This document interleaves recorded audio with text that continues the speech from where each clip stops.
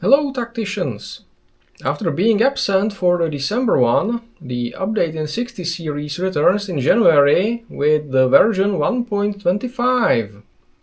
As usual, the blah blah is based on the official update notes and as such may contain my private speculations about things that since have been data mined and leaked, or explained by an official CC and I just don't know about it. It also very likely will contain opinions or language unsuitable for minors or generally well-adjusted people. You have been warned. Probably the biggest thing the first major update of 2025 brings are the campaign events. They seem to be a fruit of forbidden love between the incursion mode and the good old standard campaigns in that they will happen over a 2-week period each Battle Pass season, and you will lock into one campaign for the duration. They are supposed to feature 2 difficulties at 30 stages each, and with rarity caps, so that they're not quite auto-clears for folks who have the relevant heroes too well developed. Whether these events use regular campaign energy or tokens like the incursion remains to be seen.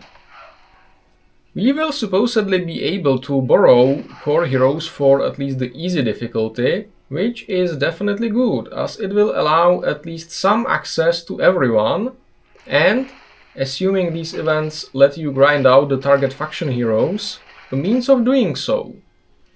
More cynically, I suspect Snowprint is implementing this timed mode instead of the usual campaigns to feed into the fear of missing out psychology and to offer the players picking a given campaign packs to buy the core heroes for that campaign.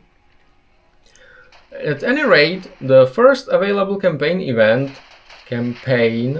is going to be against the Adeptus Mechanicus, with us playing as the Death Guard and the World Eaters, and it will introduce the very unfortunately named 5th AdMech hero, Cygex, the Cataphron Destroyer. And, supposedly, it will feature a version of Belisarius' Call. Speaking of Belisarius' Call, the second biggest thing in the update is going to be Belisarius' Call as the new raid boss. I wonder what wonderful metacock blocks will be employed, but I already suspect the robots will not be the best team against him. The final major addition of the update is the new Genestealer hero unlockable through a usual hero release event, one Isaac Starn, the Primus. A function in the Genestealer cults that I had to look up, and it seems to be a rough equivalent of a Space Marine captain. A military-like commander who both organizes the cult and very much leads it in battle. I expect some synergy with Genestealer summons and decent melee capabilities, but history may prove me wrong here. Thematically tying into the first campaign event being Death Guard vs AdMechs, the next Battle Pass hero is the Death Guard Pestillion. There will be a Valentine's Day survival event revolving around Rodbone versus AdMechs and for some reason the Blood Angels, and a home screen event, Machine Hunt, which sounds very much like the Squig Hunt except we need to kill mechanicals. Necrons in the Indomitus campaign should count. Also, a Blessed Requisitions event will be going on, featuring most of the Death Guard and World Eater heroes. Use your scrolls wisely, tacticians. Other than these special events, we will suffer through the usual 2 tournament arenas and get to enjoy a new Guild War season without any major changes announced. I still hope Snowprint will reduce the number of wars per season to 3.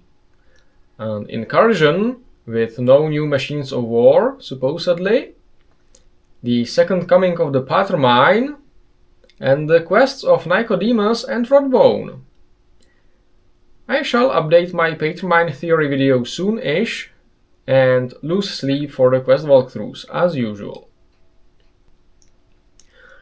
Finally, a few highlights from bug fixes and other changes.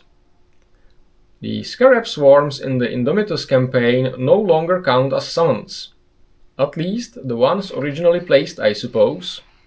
The upside is that they will count for the Machine Hunt event. The downside is that Ulf will no longer auto-chop them. Ammo boxes and grots in the salvage run will now drop loot even on overkilling. Thank the Emperor for that.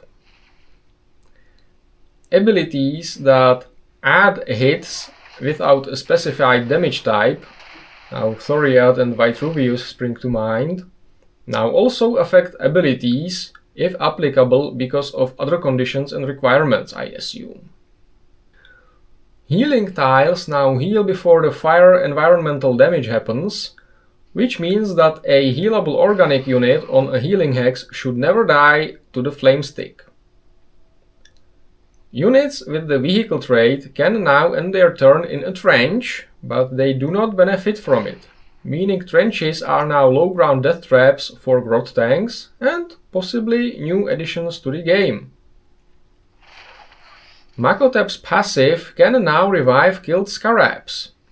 Also, remember that using his active triggers the passive on the summons, so I can see some really edge cases where this will turn the tide in PvP or in LREs, and I'm not sure it's a good change because, well, the Scarabs are annoying.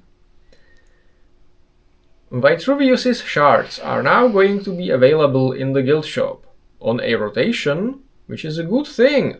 He may not be anyone's first pick, but he is a healer for the all power tracks in LREs, for Morven and possibly for the announced Cygex hero, as well as for himself.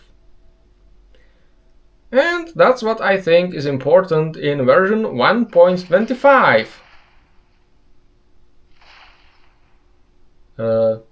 Are you still watching? Why? Huh.